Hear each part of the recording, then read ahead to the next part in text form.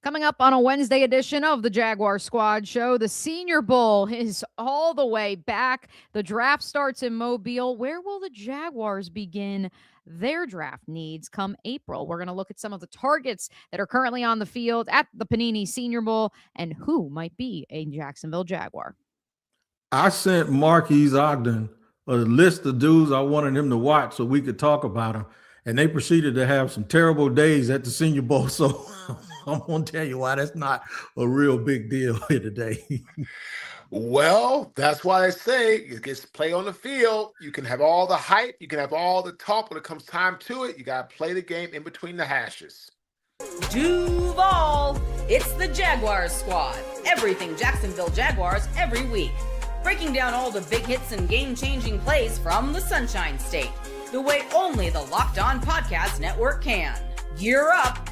The Jaguars Squad Show starts now. What is going on, party people? Happy Wednesday. Thanks for hanging out with us here on the Locked On Jaguars YouTube channel and the Locked On Jaguars Squad Show. Mia O'Brien, Tony T. Wigg Wiggins, who you get every day on this fine channel, and former Jaguar Marques Ogden. Wow, hard to say your name there, Marcus. Wow, it's probably because I got the time confused. Marques Ogden. Look at you. You're still struggling. I'm blaming the soda. I'm blaming a long day at the office. Hey, listen, I'm glad we're all getting our laughs off as we begin today's program. We got multiple screens going here at my home studio. I know at T-Wig and Marcus's home studio as well, because the Senior Bowl is rolling on in Mobile. Day 2 of practices going on as we join you live here on the Locked On Jaguars YouTube channel. As always, you can also catch this program on demand. You can listen back wherever you get your podcasts. Today's program is brought to you by Gametime. Download the Gametime app, create an account, and use code LOCKEDON for $20 off your first purchase. Let's hope I don't butcher those commercials coming up as well, gentlemen. Before we get to the Senior Bowl, before we talk prospects, Tony Wiggins' favorite time of the year. I can't wait to see which prospects you sent over to the Ogden email and what may or may not have been a fruitful selection. But before we get to that, we do want to address the news of the day in Jacksonville, or should I say the news of the last 2 days since we last joined you here on Locked On Jaguars. That being that both Grant Udinski, Anthony Campenile, the Jaguars offensive and defensive coordinator respectively, are back in 2026, both signing contract bumps, potentially extensions. That part hasn't been verified just yet, but the point is those two guys get a payday, T-Wig. They stay in Duval for one more year, and for the first time in Trevor Lawrence's 5+ seasons in the league, he will have the same head coach, offensive coordinator, quarterbacks coach, and ecosystem around him heading into next season. And 6 offensive linemen who all played more than 600 snaps. And then 2 other young guys from last year in Monheim and as well as Wyatt Milam, who didn't have 600 snaps, but they're the young guys that have all of this blue sky where development is really going to be a key for them, because while those other guys were playing, they had to use that energy somewhere. And the energy that they probably, and Marcus can correct this if I'm wrong about the protocol with this, but during the season, offensive linemen don't get a lot of maintenance. I mean, all they do is maintenance. Ain't no getting better. You're just trying to heal up from the car wrecks you just had this last game, and now they're working on game plan. So you heal them up, you train them up, they get right, and then they have to worry about the next game. Well, the dudes that aren't getting beat up, you know what they're doing? They're using that energy somewhere else. So along with the continuity in the coaching staff, that continuity, that word that we have talked about in cohesion and chemistry, the most important thing too is for me is 6 returning offensive linemen and 2 others that have been in development. So that's 8 guys that they're very, very comfortable with in one way or another. Add that to the coaches, and oh my God, we are cooking with grease. You hear me? And of course, the Jaguars also made the announcement today that their 2 new additions that were reported to the coaching staff are official.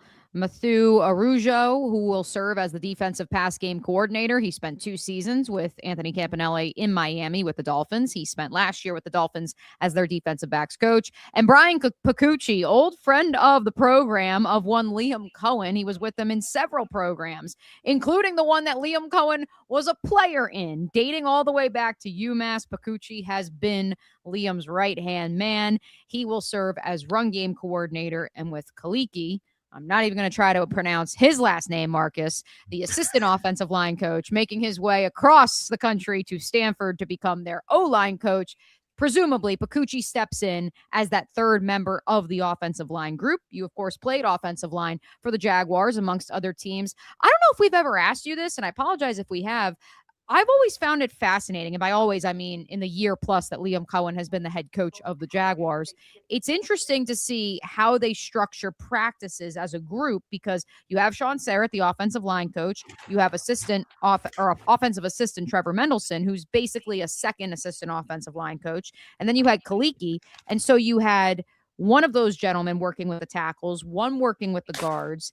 And then you had Sarek kind of bouncing around. And I've seen in previous iterations of the Jaguars offensive line room, you've seen the O-line coach working with the starters. The assistant works with the young pups. I'm curious your thoughts on how the Jaguars structure practice and having three guys dedicated to that room. So basically what happens is you have one guy who's going to be predicated and dedicated to the offensive tackles. You're going to have one guy who's going to be dedicated to the interior, the centers and the guards. And you're going to have one guy who's going to kind of be what I call like the analyst, kind of watching everybody across the line of scrimmage. It's awesome to have. Really it is, because what happens is it allows you as a player to understand that you have a coach that is watching you and watching your plays, watching your development at all times, which is great, because when you're playing offensive line, you only have one coach.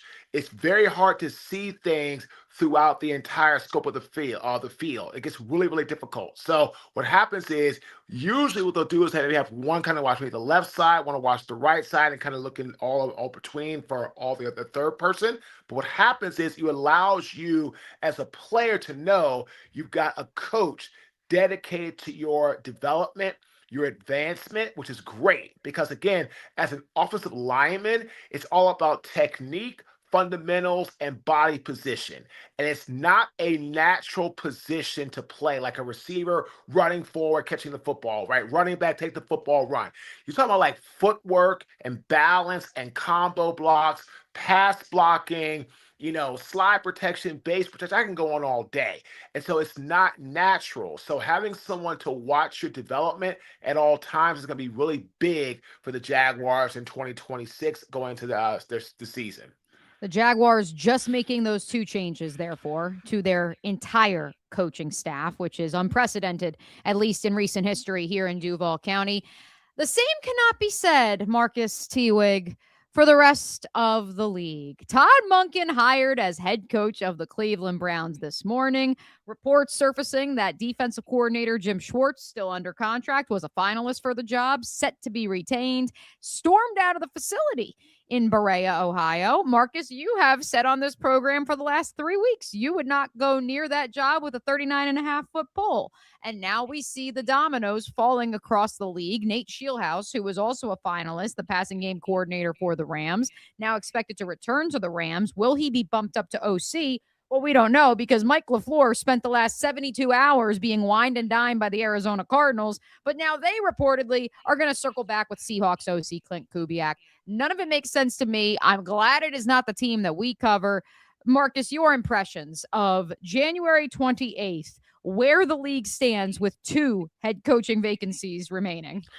What's happening is a lot of these things are just kind of coming around and circling around. And it's like these guys, like you said, so I actually played under Jim Schwartz. So I was with the Titans. He was the defensive coordinator at the time. Great guy, knows football, been around a long time. And again, he's already there. And like now the fact he didn't get the job, stormed out, like this is going to cause a lot of problems that the Browns don't need. They already have enough problems. So again, it's really interesting. Like you said, right?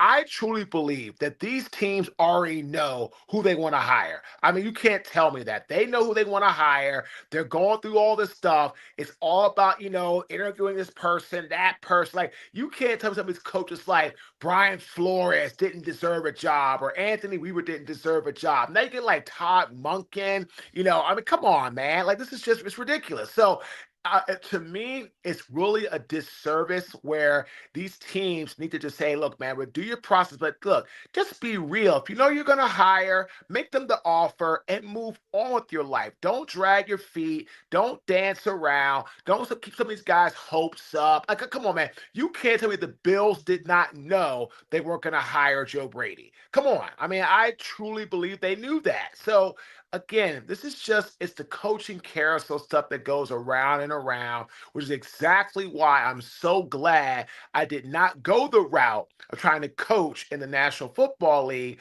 I've kept myself to what I'm doing, and life's much better over here.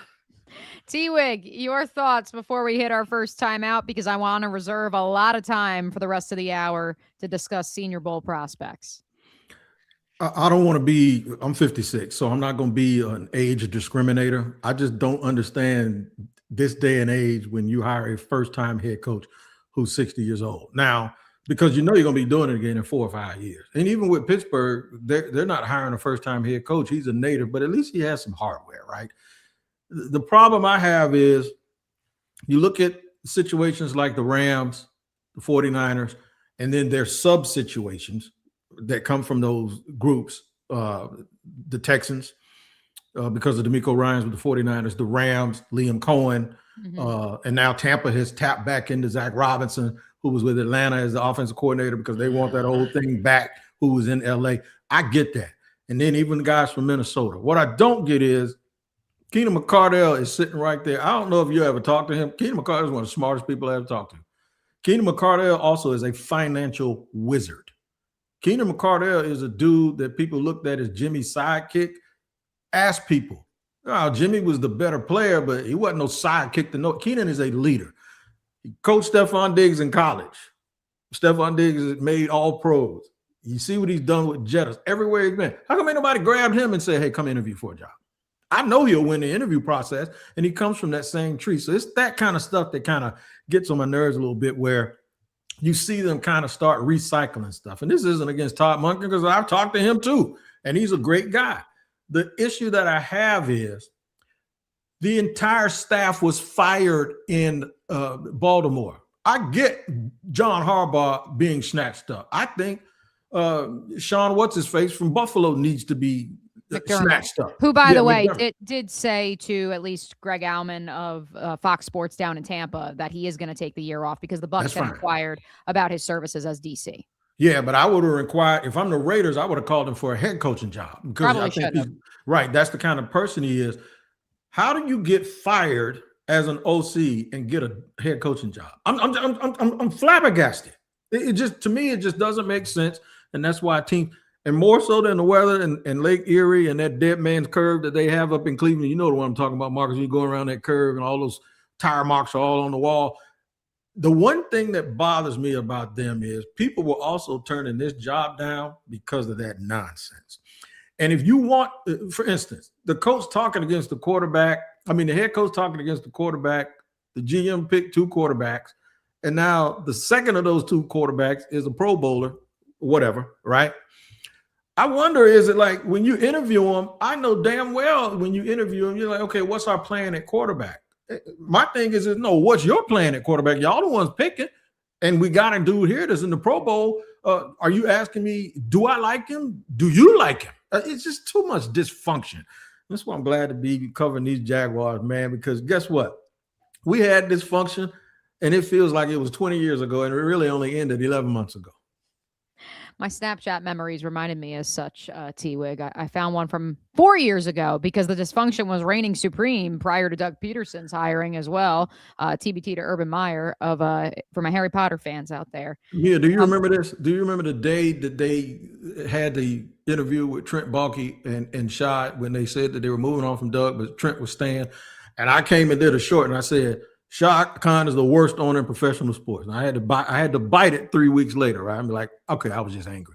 Hey. Funny thing is, I saw some dude that covers the Browns sitting in his car today with a Brown shirt on. He said the Cleveland Browns are the worst pro franchise of any professional sports team. And I was just like, man, I know what you feel like to be saying that today. But unlike us, their owner isn't going to change. And their owner he's just not going to do it. Their owner's probably part of the problem, where Shad here is a part of our solution. Thank you for introducing that into the conversation. So I saved myself my Harry Potter analogy embarrassment. Let's keep it moving on this Wednesday edition of the Jaguar Squad Show. We know why you're here. You want to talk prospects. And boy, oh boy, we are about to open the notebook and dive into players on the defensive side of the ball who are balling out in Mobile, Alabama at the Senior Bowl and could be potential targets for your Jacksonville Jaguars. That's coming up next on the Jaguar Squad Show. Hey, it's Matt Derry from the Locked On Lions podcast. The people I love depend on me. If I'm gone, the financial responsibilities don't disappear. I didn't want my family figuring things out during the hardest moment of their lives. That's why I knew only one place to go. I chose life insurance through my friends at Ethos.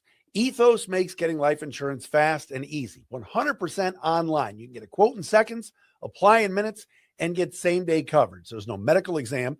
You just answer a few simple health questions. You can get up to $3 million in coverage. Some policies are as low as $30 a month. I love the folks at Ethos. Protect your family with life insurance from Ethos now by going to ethos.com/LockedOnNFL.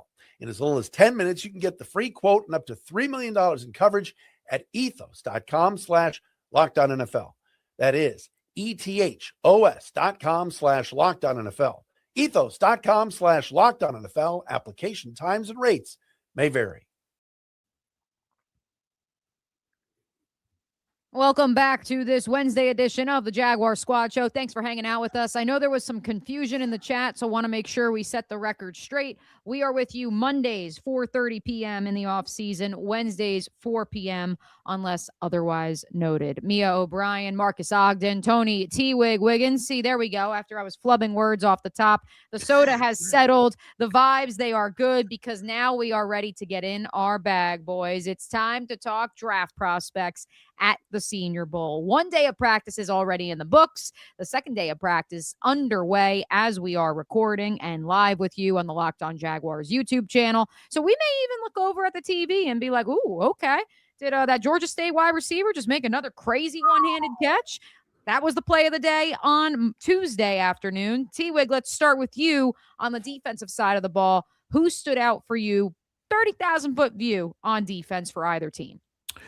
It's Derek Moore, first day, and I know a lot of people saw the clip where he pancaked Markel Bell. Markel Bell is 6'9", 340 pounds, is one of the dudes I sent Marcus a question about, and I'll get to it and ask him. Here's the thing I said today on today's show. Derek Moore at 6'3", 254, I wanted him to not be so noisy because he's going to go before the Jaguars pick unless they move around. They have some assets that we're wondering about, like a tag for Devin Lloyd or possibly Walker Little. And, you know, you take Walker Little on a draft pick, you can get up to the back end of the first round. There's a lot of stuff. And I don't know that they have plans to do any of that. But Byron Thomas Jr. becomes a thought process when you think about where they're going to pick, because right now they're picking very late in the second round. But Derek Moore, he had a play where, one, they shouldn't have been doing these drills in the end zone because, you know, it'll hurt an offensive lineman. But he bull rushed the dude and embarrassed him. And Markel Bell is that big left tackle that played for Miami. He's 6'3", 254 pounds is Derek Moore. And because I recover high school recruiting, I remember he played at Baltimore St. Francis, which is one of the best high schools in America. I think they won the national championship, if I'm not mistaken. Right. Mm-hmm. So very, very, very good school. And he caught my eye, man, because at 6'3", 254, he doesn't fit the traits criteria that Trent used to have, but he damn sure fits the ones that the Rams have. I look at him and I see a guy like Jared Verse, Jonathan Grenard in Minnesota, Young, all of those dudes in Seattle that you see running around chasing people, Cliff Averill, dudes like that. The Jaguars don't have restrictions when it comes to height and weight. Case in point, they're looking at the little kid from Navy who's a 6 feet, 290-pound three technique who looks like he'll just cause havoc all over the place. So when I look at these players now, I see people that catch my eye. I don't eliminate them anymore because their arms aren't long enough. And that's a beautiful thing that we can do. But for day one, and I will say this, scouts have told me over the years, because they always come up with me, all right, hit me what you got, Wig, hit me what you got. And they used to laugh at me, right, 20 years ago. Now they go, really? Oh, yeah, okay. Because now I've learned to not do easy scouting. So I'll tell you one thing about the Senior Bowl. Don't get all hyped up on day one, because last year as a kid for the Ravens, the edge rusher from Marshall, who did the exact same thing. Me and James Coleman were there. He had bull rushed somebody, did the exact same thing. The difference is he did it in pads. These guys had on shorts yesterday. So don't get too excited about it, but he still does have a large body of work from Michigan going all the way back to high school. And when you don't think James Gladstone and them go and look at high school people and talk to high school? Yes, they do. They vet so hard on all of this stuff. So he has a large body of work. So day one, I was all over him. I want to be all over saying, hey, man, Diego Pavia, but I'm not going to talk about him too much. I will say this, though, in terms of looking for maybe a Nick Mullins replacement that you can get. Hold the phone on the quarterbacks. We're going to get to that a little bit later. We're starting with defense. So defense. That's my guy that I saw yesterday on defense that I thought was absolute. And of course, Lee Hunter. Oh, my God. At 6'5", 6'4", 320. I found out today, too, that Darrell Jackson, who we talked about on the last show, has been added to the Senior Bowl because of his stellar performance in the East-West Shrine game. So now I wish I could just take that 7-hour ride down. I tend to just go and pick up my credential and go, because I do want to see a compare and contrast between Lee Hunter and Darrell Jackson. But we'll be able to watch it on TV. But those are the guys that caught my attention on day one. Let's stay with Moore. Let's stay with the edge rushers, because, Marcus, I'm excited to get your take on what the Jaguars need in terms of body type. So Derek Moore, as T-Wig alluded to, 254, 6'3", rugged guy. And I don't know if people would have characterized him necessarily as rugged, the ability to go inside, outside, like some of these other edge rushers who I'm about to rattle off because of his time at Michigan, and perhaps Michigan not looking like Michigan the last 2 years. But the dude had 78 pressures and 14 sacks over the last 2 years. His pass rush win rate in true pass sets hovered around 33%. That is pretty darn good. Mm-hmm. You tell me, though, Marcus, before I give you some other names that caught my eye at Tuesday's practice that are also edge rushers, some of the same ilk, some not. Do the Jaguars, in your estimation, so long as Josh Hines-Allen and Trayvon Walker are on the roster next year, you've got those two former undrafted free agent rookies in Strigow and BJ Green, do they need a rugged edge guy to go along and complement that room, or do they need a quote-unquote fastball off the edge? What they really need, I feel, is they need somebody who can be what you call a tweener, like the guy you mentioned who's the more rugged guy, because it's like getting a speed guy is nice. It's awesome. But the problem with a speed guy is normally, not always, a speed guy is only one-dimensional. He can only just play the pass, right? It kind of reminds me of the guy, I forgot his name, number 99 for the Baltimore Ravens, the edge rusher. He is literally only a pass rush guy. He doesn't play the run exceptionally well. And this is what I feel the Jaguars need, because, again, you're playing teams like the Colts like to run the football, the Texans like to run the football. So you're playing teams that have people, are running the football, right? And running heavily. So I think a rugged guy who can be a tweener that can still, you could say, if you're winning almost a third of your pass rush battles, that's huge, right? And you're rugged and you can bull rush, you can stop the run. You can also, when you know it's pass, get into your pass rush fluidly without losing a step or a beat as a defensive end. That's huge. So I feel a rugged guy who can play the pass, but also can stop the run is what Jacksonville could use to help them continue to flourish at the defensive end spot. Man, so excuse me, I'm sorry. Marcus, you're describing a DMV native who played here in Jacksonville. You just described Yannick Ngakoue is who they don't need. And that's why they didn't pay him, because Yannick is a sack getter, okay? Mm-hmm. The problem is when people say we shouldn't pay him, he can't stop the run. That's why I laugh when people say, oh, Trayvon, he stops the run, but he's just an okay passer. I'm like, make your mind up, man. You know what I'm saying? Mm-hmm. The thing is you got to pay somebody. But Yannick Ngakoue is exactly what you're saying the team doesn't need, and I'm in agreement with you. Yeah. I actually have another player who I won't even say his name. I have him written down as this would be the Jan move. So I won't even bring that player up because I would also define him as that quote unquote fastball off the edge, because I'm in agreement with Marcus. I think that rugged edge defender who not only can stop the run, but can also help Trayvon Walker out with potentially going inside and outside. We don't know if DeJuan Smoot's coming back on a cheap deal for the 12,000th time. Shout out to Smoot. We love you, Smoot, man. But I think that therefore, if you don't have him coming back, if you don't have Emmanuel Ogbah coming back, you need that other player who can rotate inside besides Trayvon Walker, because you're not rotating Danny Strigow inside. You're not rotating BJ Green inside. And we're certainly not rotating Eric Armstead outside. And so let me throw two more names at you guys at the edge group, and then we'll look at the defensive tackles and a little linebacker corner safety talk as well. So the name that I would introduce, and to your point, T-Wig, just like Derek Moore is making his money right now at the Senior Bowl, so I'm not sure if he will be there at pick 56, the Jaguars' first pick they are slated to have in the back half of the second round. Gabe Akis out of Illinois, 4-year player. It's spelled like, jackass. It's pronounced Akis. This guy, after his sophomore year, gave the following quote: "My mentality every play is to run through people's face." He is 260 pounds, 6'3", has that versatility to go in. He can play a 4-eye if you need him to. He is someone who was a wrestling state champion in high school.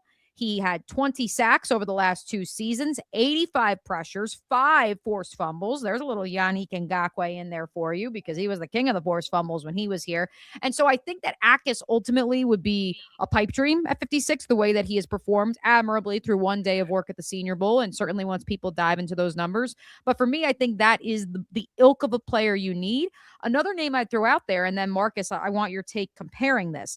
So Gabe Akis, 4-year contributor, 3-year starter at Illinois.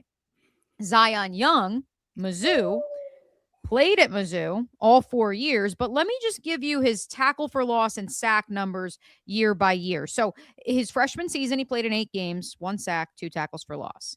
Sophomore year, played in all 12, 1.5 sacks, 4.5 tackles for loss. Junior year, 5.5 tackles for loss, 2.5 sacks.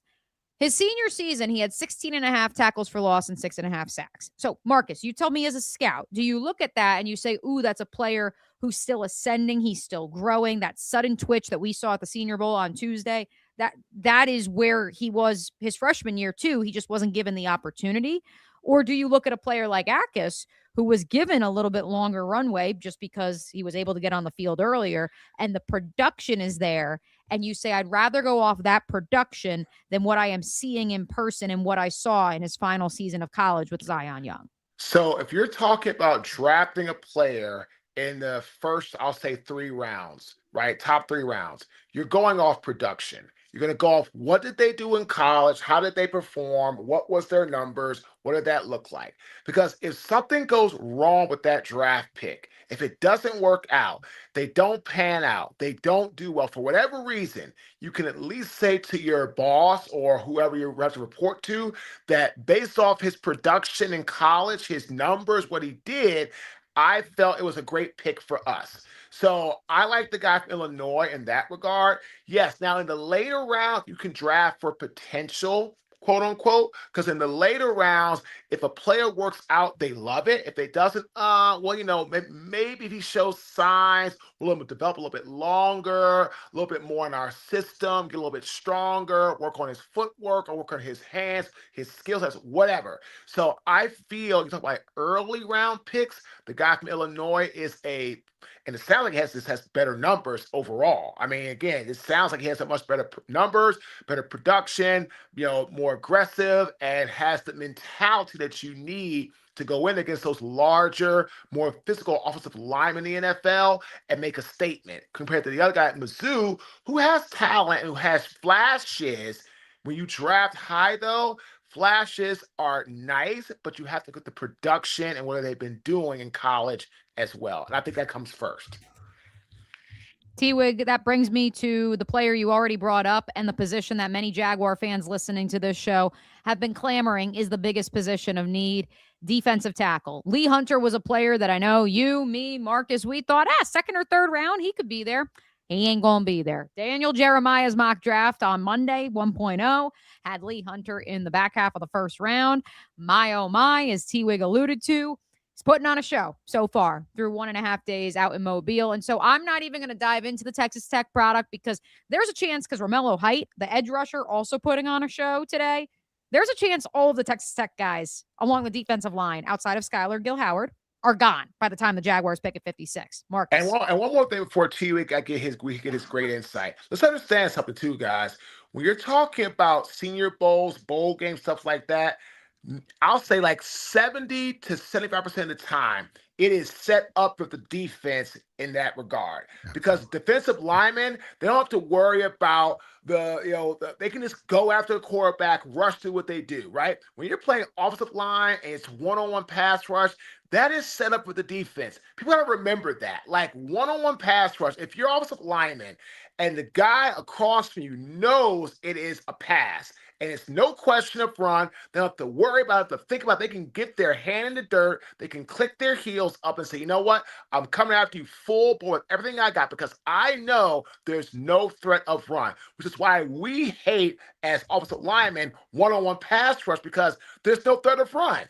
There's no threat. All you got to do is get off your butt and go after the quarterback. And we know the snap count, you don't, but like, you don't have to worry about the threat of running. You can just tee off and try to come after us. So, and again, I've done enough one-on-one in my day. I've won a lot more than I've lost. I've lost some too. That is designed for the defensive line. So again, don't get all excited, hyped up about players that win one-on-one battles. Whatever. That's what they're supposed to do. Get hyped up in a game that make plays, in team periods that make plays, and where it's going to be a run or a pass that make plays. Now, that's what you get hyped up about. Which Romello Height did have a play during team today, T-Wig. And so that's where I think all but Skylar Gill-Howard, and maybe he even gets snatched up before day 3 of the NFL draft in April. But let's stay with the defensive tackle group. So Lee Hunter, don't think he's going to be there at 56. I'm sorry, Jags fans. I'm not even going to exhaust the conversation because it's over. A couple other names. Certainly Caleb Banks of Florida. A lot of lofty expectations coming in. He only played in 3 games this past year because of that foot injury, but certainly looked like an NFL prospect in his last healthy season at Florida 1 year ago. Maybe underperformed a little bit when it came to the team drills this week in Mobile, but apparently in terms of individual drills, when he was going up on the bags, Todd McShay said that the stadium was literally rattling for 30 seconds. They had to wait for the padding to stop shaking because of Caleb Banks. And so I'm just throwing that out there. The good news, again, we talked about it. Trent Baalke's not here anymore. If Trent Baalke still was the GM, I think Caleb Banks is a Jaguar yesterday. Another name I'd throw out there, and Hef already beat me to it in the chat, Grayson Holton out of Oklahoma, a guy who's a bit undersized, much like Landon Robinson, the interior defensive lineman for Navy you alluded to, T-Wig. 293, 6'2", had 8.5 sacks over the last 2 years, a 10.2% run stop rate. A guy who, again, is someone who has that high character, captain, follow me DNA when it comes to off the field. And then on the field, he's undersized, but he gets after it and he has a high motor and he's winning in one-on-one drills, which, as Marcus said, we can't put all of our stock in that. But he was someone who I earmarked as like, okay, I think the Jaguars are going to double dip along the defensive line in the interior, whether that is their 56th overall pick and then a day 3 pick in the 7th round, whether that's 2 guys in the 3rd round with 3 third-round picks. And I think Grayson Holton kind of falls in that day 3 range where maybe you're not getting a freakazoid who's over 320 pounds and is 6'4", but it is someone who can be a productive member of your rotation. Who along the interior would you also like to throw out there for consideration? Well, I already talked about Darrell Jackson, and it doesn't have a whole bunch to do with the fact that I'm a Florida State fan, just because I know somebody will say that. He just talking about Florida State guys. No, that's not the case at all. But speaking to the point where you were talking about guys that are a little bit undersized, look at Milton Williams. I don't know what Milton Williams wore or how much he weighed when he was initially with Philly, but he earned a lot of money. Ojomo, another kid. You think about when they beat Kansas City, those 2 guys were nightmares. All right.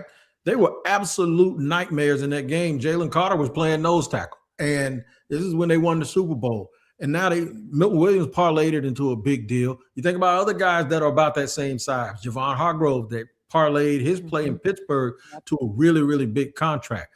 I just think it comes down to when you see an undersized person and you think about that word again, prospect is the most likely to create somebody that will most likely end up good over somebody that most likely won't. And it's all because of those measurables.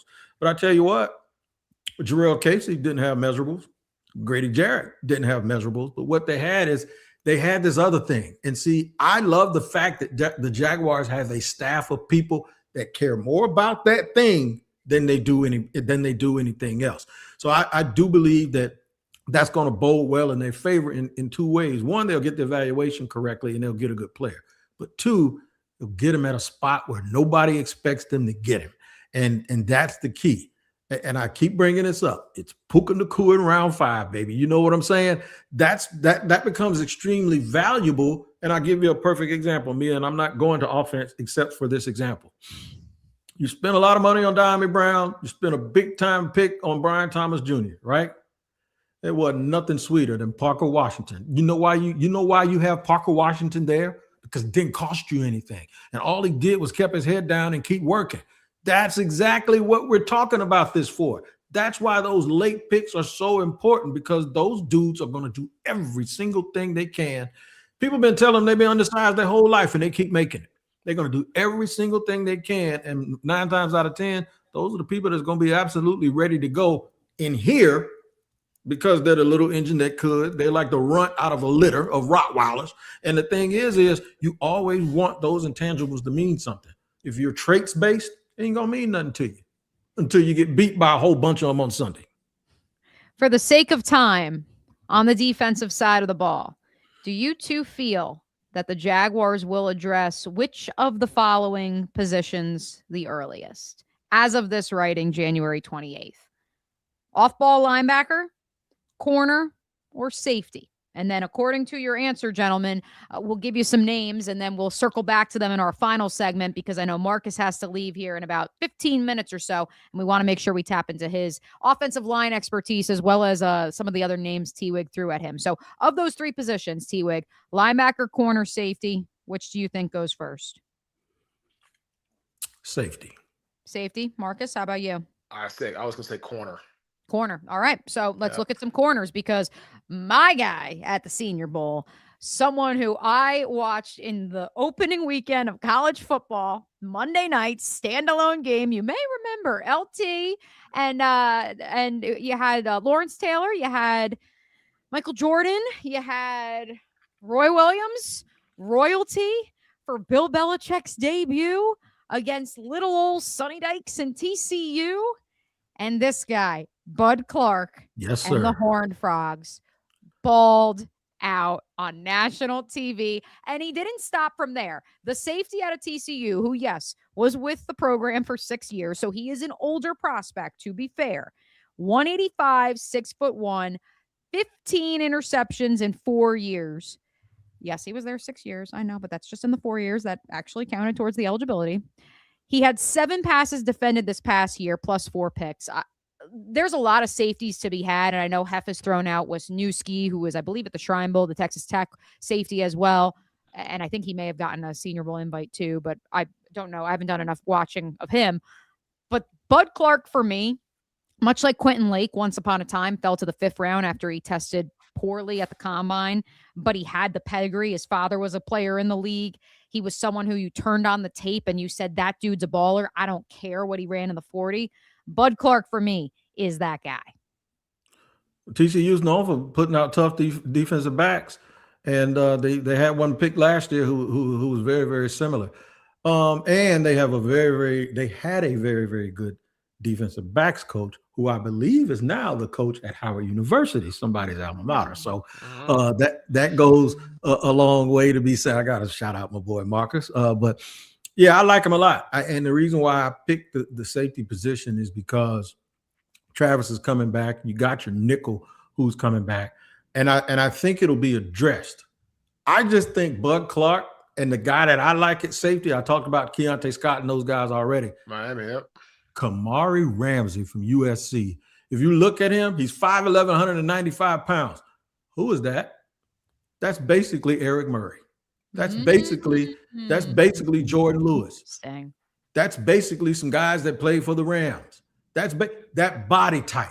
You know what I'm saying? Where it's compact enough. If I have one thing about Bud is that frame is a little bit slight.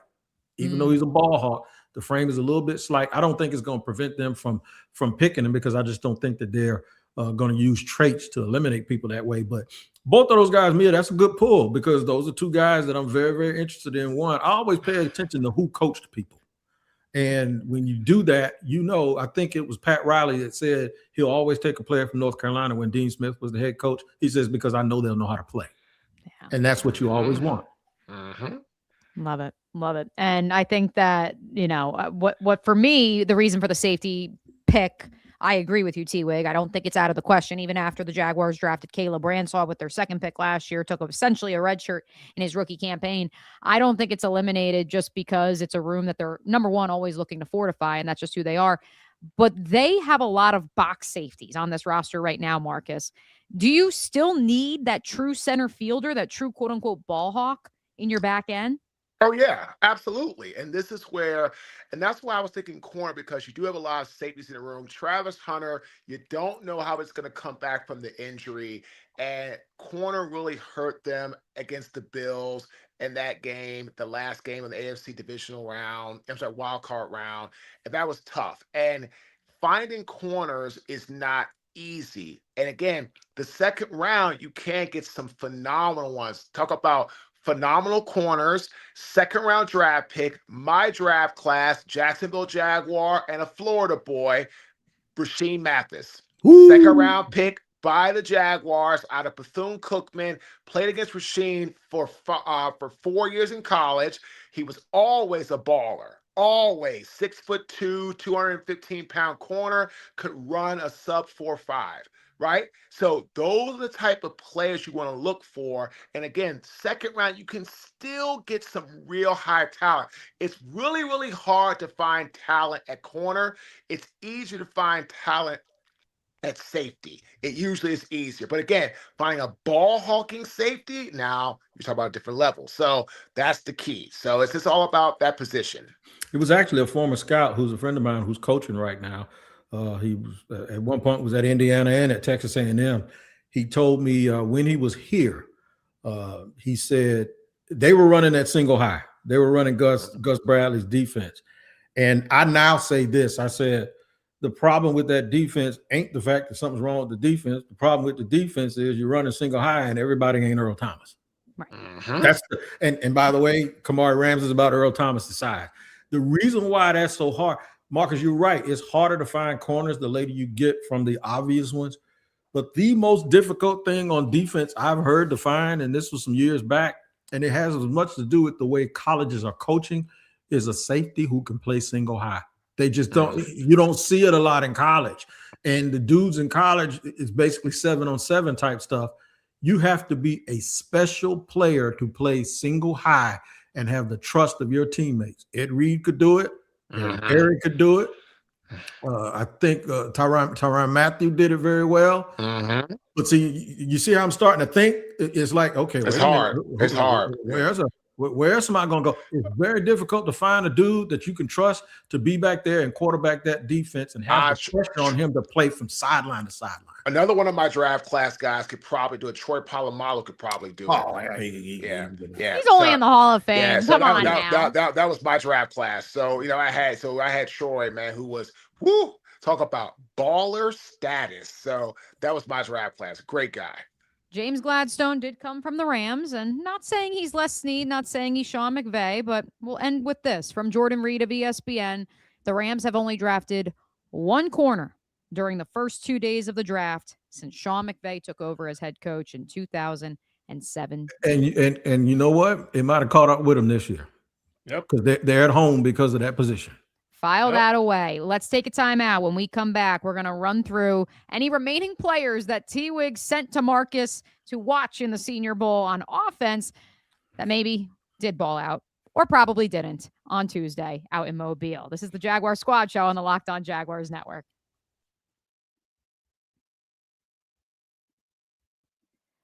There's nothing like being in an NBA arena. The crowd, the energy, the moment. Getting tickets, though, that part isn't always so simple. That's why Gametime has become the go-to app for scoring tickets fast without the hassle. It puts the advantage back where it belongs, with the fans. Pull up the Gametime app, pick an upcoming NBA game, and you can get tickets locked in within minutes. I love seeing all the prices up front. No surprise fees at checkout.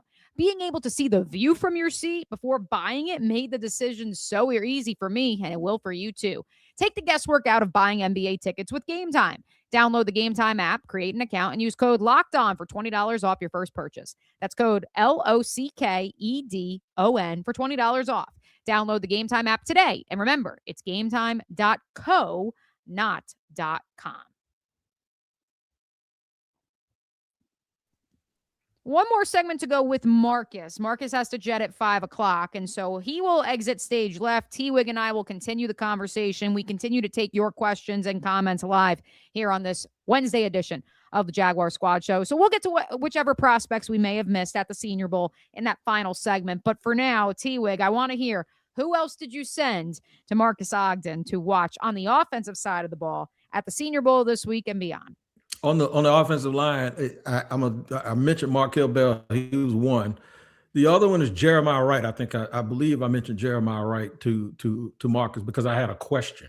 And in fact, if you watch Senior Bowl, it ended yesterday on a one-on-one drill. They're in Mobile. They had a defensive end from Alabama versus Jeremiah Wright, and they went one-on-one. And Wright won the rep, slammed him to the ground, and got a Marcus.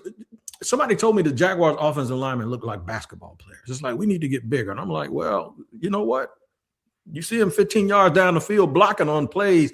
Maybe they're big and strong. They're 300 pounds and they're just in real good conditioning. Can the Jaguars actually have a 340-pound mauler like that at tackle? They signed Fred Johnson last year, who's 326, 330. And then traded him before the season started, and we were all at practice. He just looked like a dude that was out of place. He just looked a little slow, didn't have the energy, and he went right back to Philly. But unless it's obviously your brother and Tony Baselli and Willie Rofe and Orlando Pace could carry 330 and still look like they could play hoops. Everybody isn't built that way, though. So when you want a big mauler like that, are you willing, if you're the Jaguars, to sacrifice some of the pulling and some of the action for guys that have to get to the second level or even all the way down on the outside in the flat? Yeah, so if you're looking to bring a guy in and he has that type of size, but he's not quick with his feet, he doesn't get to his sets well, get back in his sets well, he struggles to pull and have good footwork, if he struggles to get out on screens and things of that nature to block on the first level up to the second level and beyond, it's really hard to draft a guy, especially if your other guys are built another way. So again, I don't think of Harris as like this specimen. He's not like big, but I don't think of like a specimen type of guy. Now Walker Little looks a little more in shape. Patrick McCarr is kind of on the smaller side. Things of that nature. Ezra Cleveland, same thing. So again, I really feel if you're going to, it all depends on the type of style of offense you're going to run. If you have a big behemoth at tackle and he has poor footwork, or again, I think of like a good tackle like Malata from Philadelphia. He's big, he's physical, he looks the part, he carries the weight well. That's the guy. He's like 330, 340 pounds. That guy can do it, right? But again, as you saw, some other teams like Detroit had bigger guys. Now, Sewell has done pretty well. But again, you have some other guys that are larger that struggle when it came to the pass protection, footwork, getting back into their stances. So again, if you're going to go get a guy like that, you're a heavy pass, you can see that he struggles to get back quickly out of his set into his pass protection position, then you don't want to draft a guy like that, because eventually, like you said with Fred Johnson, you're going to end up trading him away, moving on from him, and you don't want to have that type of you don't need that type of culture addition. Like, you don't want to bring somebody in that doesn't work through a draft pick and have to trade him away, cut him. That's going to distract you from where you're trying to, especially if you already know, right? T-Wig and Mia, he doesn't fit your scheme and or style of offense that you run when you talk about more heavy pass than heavy run. So yesterday too, there were two Gators. I was smiling when she mentioned Caleb Banks because I saw his measurements at 6'6", 300 as a defensive end, which tells me if you can 4B, you might be able to 3 technique. So my mind started going crazy there because he's built like the Hall of Famer that Chris Jones. That's what he's built like, and he was playing in the entire time. But there are a couple of guys. Jake Slaughter's one of them, who is a center. And Austin Barber, who's from Jacksonville. Barber 6'6", 318. And I'm just sitting there wondering, like, Barber may be a guy that you could he played left tackle at Florida, but he looks like a right guard to me. Because I want people that's going to move people out of the way. And I know the Jaguars don't need a center right now, but Jake Slaughter is a big center. He's 6'4", 305. And I'm thinking, like, okay, does he have the duality also to move around? Because one thing they do at the Senior Bowl, they'll move you to left tackle, right guard. They do that kind of stuff. Wyatt Milan, for instance, I believe he played left tackle, and then they got him at the Senior Bowl, and he was lined up at right guard a lot. So that's what they do. I'm just looking at these body types, and I'm thinking about guys that played a lot with a large body of work, that played good competition, that they will see their raw ability and go, just give me the talent, I'll fix it. Because like when DJ Humphrey was a first-round pick, everybody was like, what? Florida fans couldn't believe it. And I said, you know what they did? They drafted his talent. That's what NFL people do. They were like, you give him to me, I'll fix him. So what I would say is, right, man, again, talent will do a lot for you, but again, it has to be a special talent going in that first round. You're gonna have some off the wall talent they can see along with their production, right?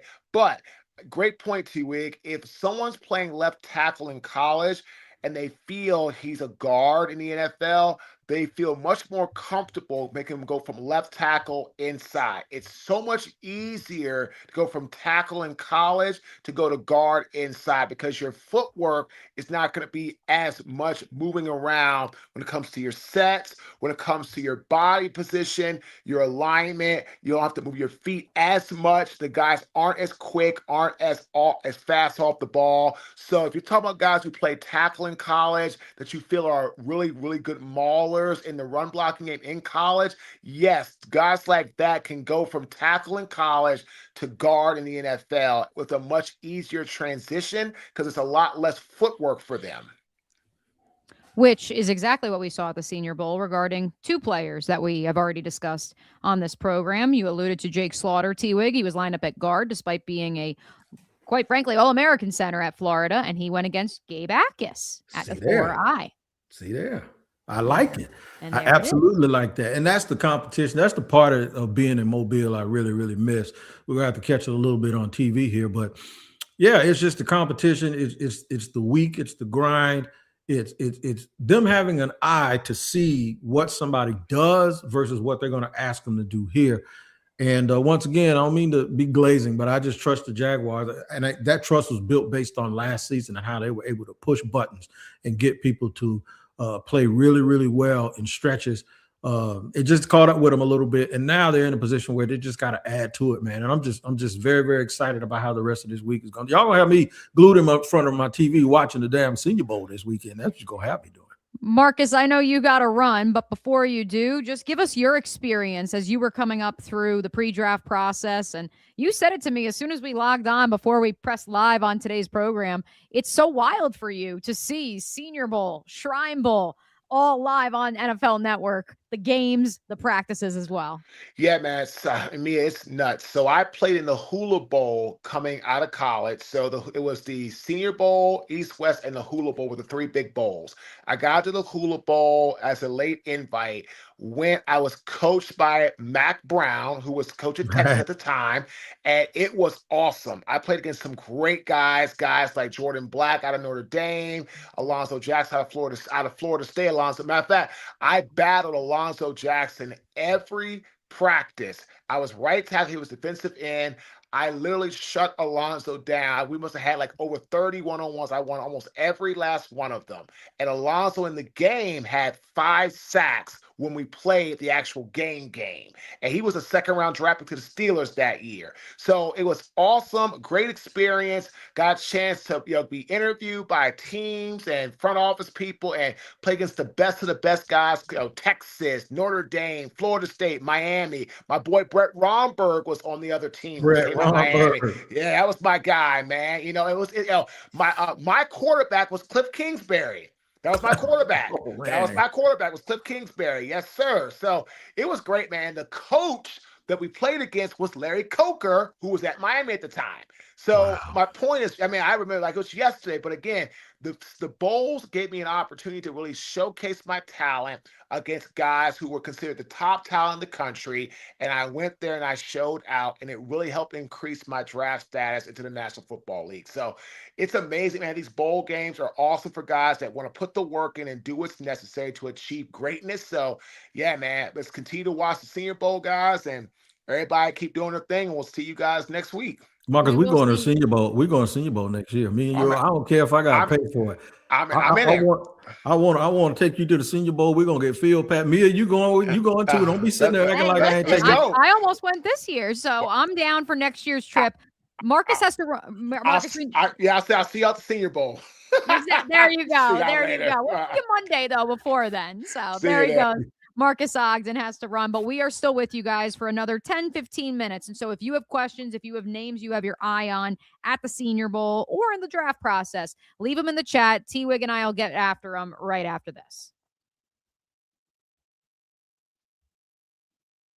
It's the last call for football on FanDuel. One final Sunday, one last kickoff. The final chance to get in on the action before the NFL season officially comes to a close.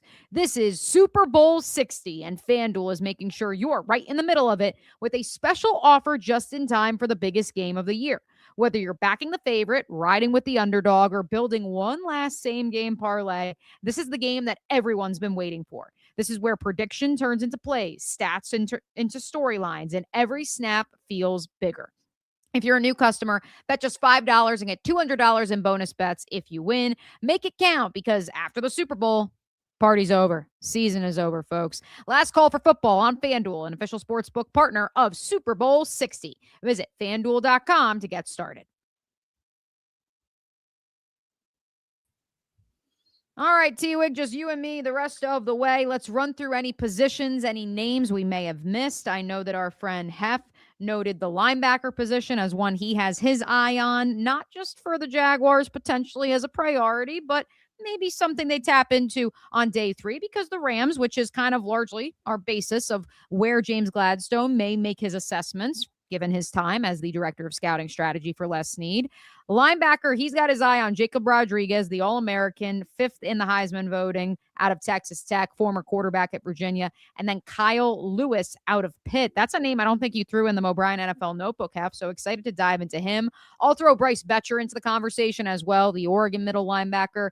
My cohort over at ESPN Radio, Ian Fitzsimmons, has been raving about the two-sport athlete. Yes, he played on Oregon's baseball team as well for months now.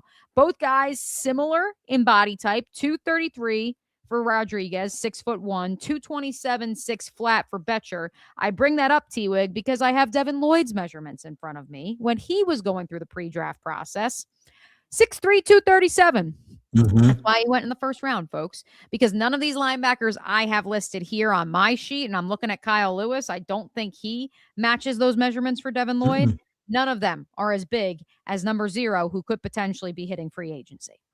Yeah, that's the only thing about those guys. The Jaguars currently have a dude like those dudes on the roster. That's Ventrell Miller. He's about the same size.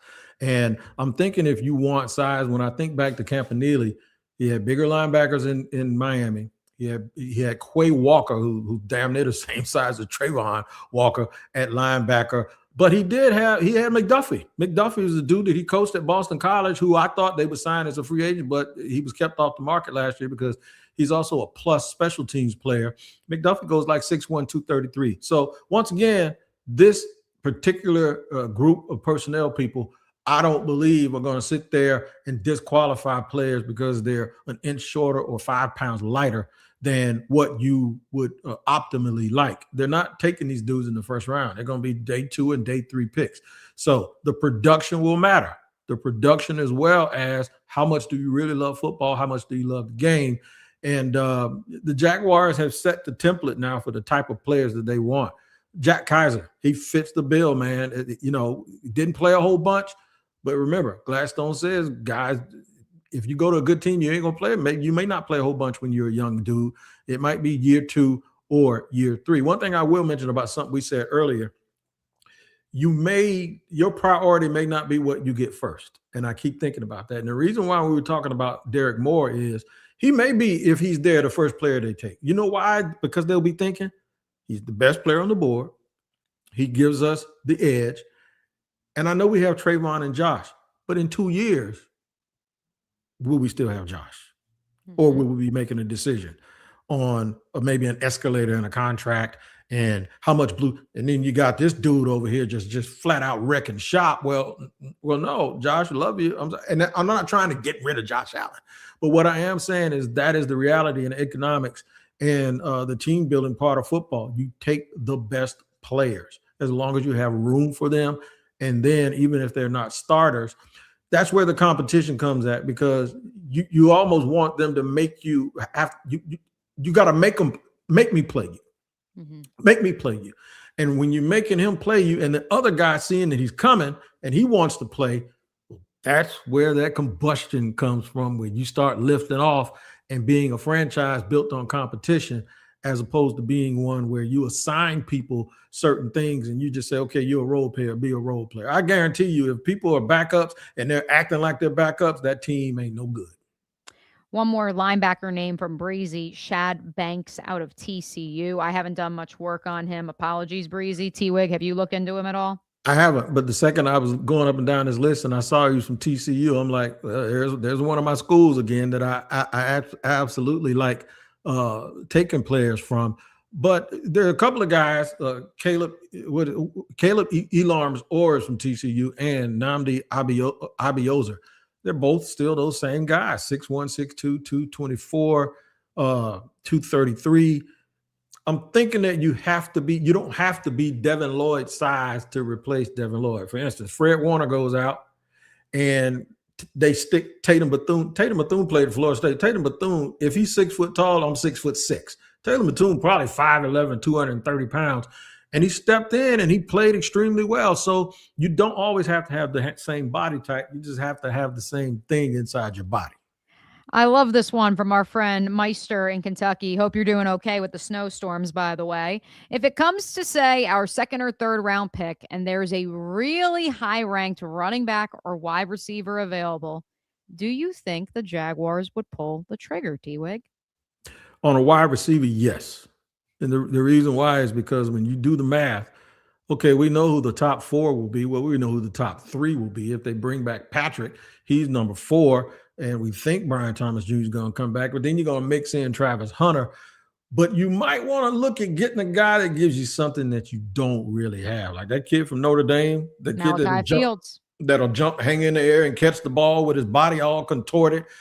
He gives you something you don't have. If it's not that, you find Rashid Shaheed in this draft, a dude that can you find. If you're not going to go up there and get the receiver from Green Bay in free agency because you already paid the one that you have now, you know what you do? You go find him before he gets to Green Bay. You find Rashid Shaheed before he gets to the NFL. He better be a dude that can take the top flat out off the defense. Now, running back, I'm going to pause a little bit because right now, if they keep Travis Etienne, they got 3. They don't play 4. They'll tell you that right now.